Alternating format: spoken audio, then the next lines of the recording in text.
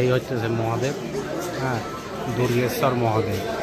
আপনারা দেখছেন শ্রীমন্ত পাত্র ফেস দেখে, হ্যাঁ, ওই দিকটা আছে মন্দির।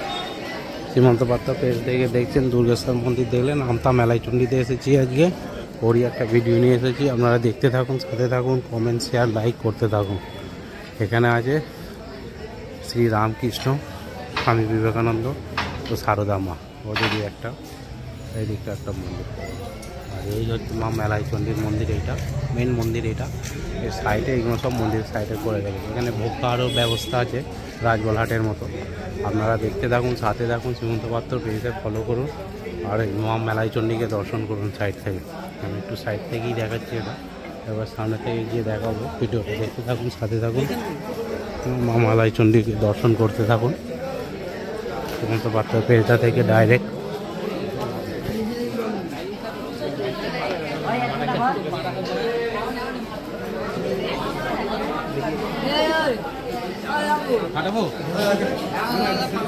এই হচ্ছে মা মেলাইচণ্ডী,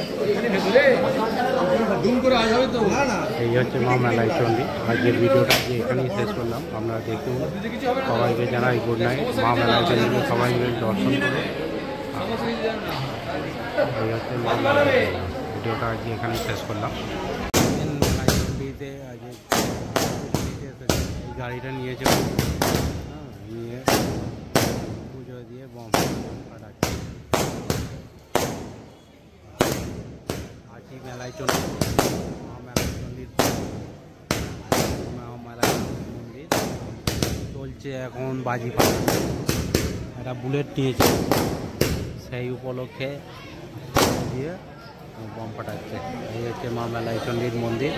আপনারা দেখেছেন শ্রীমন্ত পাত্র পেজ থেকে, হ্যাঁ, শ্রীমন্ত পাত্র পেজ থেকে দেখছেন মা মেলাইচণ্ডীর মন্দির।